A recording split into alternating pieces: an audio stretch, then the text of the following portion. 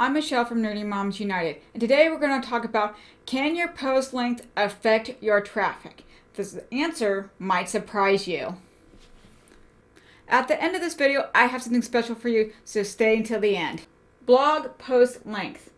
There's actually 3 different post lengths you need to know about. I know, that kind of surprised you. There's actually 3? The answer is yes, but they do different things for your blog and your traffic. Response posts, informational posts, and meaty posts. Each one plays a very special role in your blog, and I'm going to explain this further. A response post is normally around 150 words or a little longer. I know some posts are hard to get that long only because of the topic itself. Like, for instance, a recipe post is considered a response post. It answers a direct question,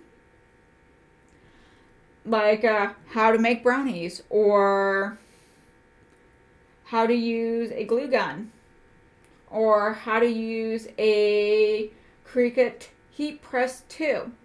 Those are response posts because they are how-to posts. You're giving them direct step-by-step instructions on how to do something. Those posts tend to be short, but they are directly answering the question. That's what you want to do. When you use response posts?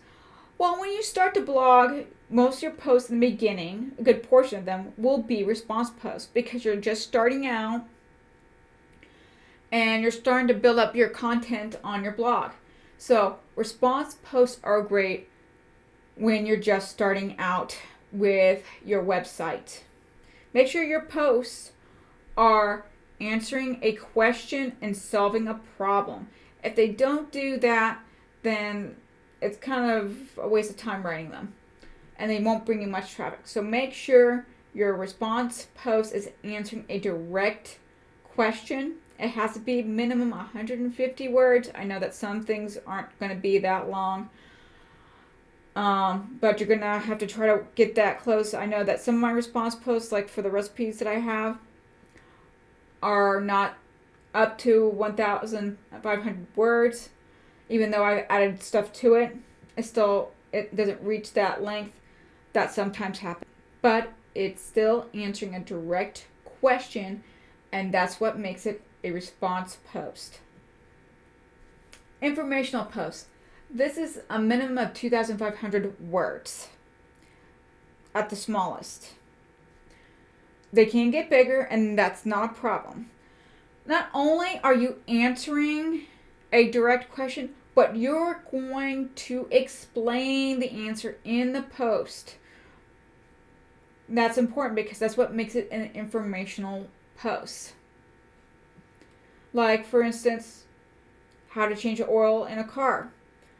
It might start out as a response post. However, you're going to give them the basic instructions in the beginning, how to change your oil. You'll tell them you need an oil pan. You'll need to find out where your oil plug is and drain the oil. You're going to need oil filter and fresh oil, so on and so forth. But you might want to explain why it's important. You're going to answer the why, and that's the explaining portion of why it's important. I know that maybe changing the oil in a car might not be the best example for that I'm using, but that's also an informational post, and it's still good. Another good informational post is what is SEO and why do you use it? The first answer to the question is, what is SEO? It's search engine optimization. Why is it important? That's when you'll start leading into the informational post piece of your blog content. That's what changes it from a response post into an informational post, because you can add so much meat to it to make it an informational post of why SEO is important and how to use it. That would be the best way for me to explain of when you would use informational posts. Another reason you would use an informational post is if there are other posts out there ranking in Google for the same topic, but they're using less words. If you can use more words than they're using and they're only writing a response post, but you write an informational post on the same topic, your post will eventually outrank their post on the first page of Google's search engine results. And that's what you want. The same thing will go with Bing. So, when you write an informational post, it's because, one, you're trying to explain the answer to the post. So you're answering the first initial question, but then you're going to explain the why behind it and why it's important, because that is how you're going to do it. And you're trying to beat a post that's already ranking with less words. A meaty post. Now, a meaty post is a big post, and it's full of great information that the reader's looking for. A meaty post is 3,500 words or greater. I have posts out there that have over 4,000 words, over 5,000 words, over 6,000 words. But those are meaty posts that are diving deep into an issue regarding blogging or needing help regarding a technical issue with blogging. So I first start with my initial question to help them out, to get them that quick win, and then I go into the why of the post and the how of the post. A lot of information goes in there, and also I do follow-up questions of things that are usually asked after the initial question, and I give them the answers to those two, and then I explain those. That is how you write a nice, meaty, detailed post, because those rich details in that post is what you want. It's very detailed, and it keeps the user there, and it answers the questions that they're going to have, because they're going to ask them another one and another one and another question. This is how you do it.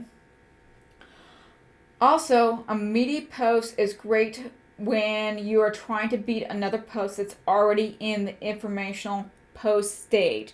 That means they have 2,500 words or greater, but they're not at the meaty post stage. This is when you do your 1-2 punch of beating out that post, because when you're writing post content, you want to beat your competitors, and you want your post to be detailed, rich, great information. You're answering the question, and you're giving them more than what they bargained for, because you are providing value. That is when you want to use a meaty post. And that is how you're going to win the search engine optimization piece, because when someone looks up that question that your initial portion of your post answers, or any of the follow-up questions, your post will pop up, and it's going to provide them the information they're looking for, and they're going to click on that, and you're going to get traffic like there's no tomorrow to your site. It does take time for posts to rank in Google. I'm going to be honest with you on that. It takes a little bit of time, so you can't just write your post and publish it and expect it to be immediately on page 1 of Google. That's not how it works. It takes time. However, to get traffic to those posts while you're waiting for Google to crawl it and index it and all that fun, promote your posts on social media. That is how you're going to get traffic in the beginning. Promote it on Facebook, promote it in Pinterest, any social network platform you use, promote it. Do a YouTube video on it. Get people's attention on it. Bring them in. That is how you're going to get them into your posts, so they can see all that great detail you put in, because you rock. And you're an awesome blogger, and I want you to be able to rock this. So, that way you know, response post lengths are 1,500 words to 2,499 words. That is the response post range. Informational posts start at 2,500 words all the way to almost 3,500 words. That is that range for that type of post. And your meaty post can be anything above 3,500. And don't worry, if you feel overwhelmed about writing posts that are that big in the meaty post range, don't feel overwhelmed. I don't want you to feel that way. you won't start writing posts out like that in the beginning anyway. You want to start with your response post first when you're starting out. Write 10, 15 posts in your response post range, okay? That way you build up your confidence. You're more in tune to what you need to write and how to write it. Don't worry. Every blogger in the world are embarrassed by their first post they write. Hands down, that's how it always is. If you've been blogging for any amount of time, you'll look back at your original post and go, oh, I really didn't put a lot of effort into it, or I didn't put enough words in it, or this research could have been better. You can always go back to those posts and spruce them up and make them more meatier and make them better. But every blogger in the world is embarrassed by their first posts. Don't feel bad. Once you get that confidence and you're ready to go, you can move up to the informational post stage. That's when you're starting to compete against other bloggers who have response posts or informational posts. And you want to write more words than them. You want to have great detail. You want to have value that they can't find anywhere else. That's how you're going to win that battle. Meaty posts. Now, let's see. I started writing my response posts. Let's see. Most of them were written in my first 6 months. And then I got my informational posts in probably. So maybe your first 3 or 4 months, you're writing your response posts.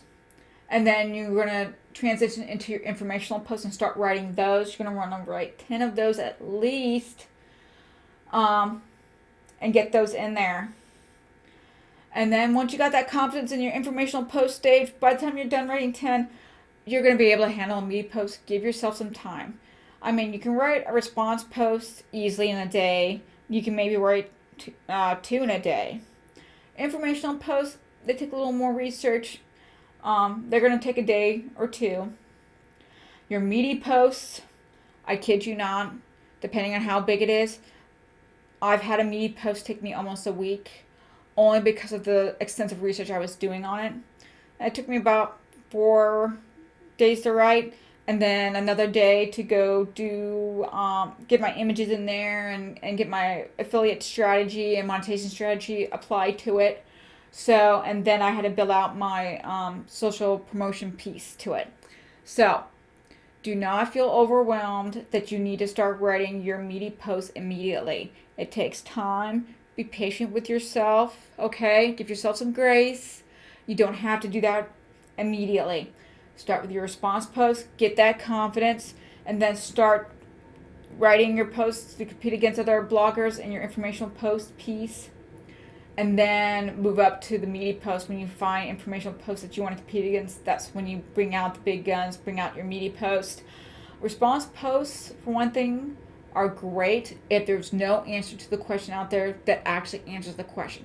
That's where you're going to shine with your response posts, okay?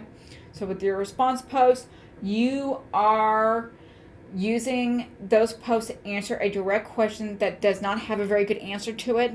That's when you're going to start bringing traffic to you. And that's the best way of explaining blog post links and how they work for you and how big they need to be. I said I had something special for you. Below I have my SEO post video so you can learn how to properly SEO your post so that way you get the traffic you want out of Google.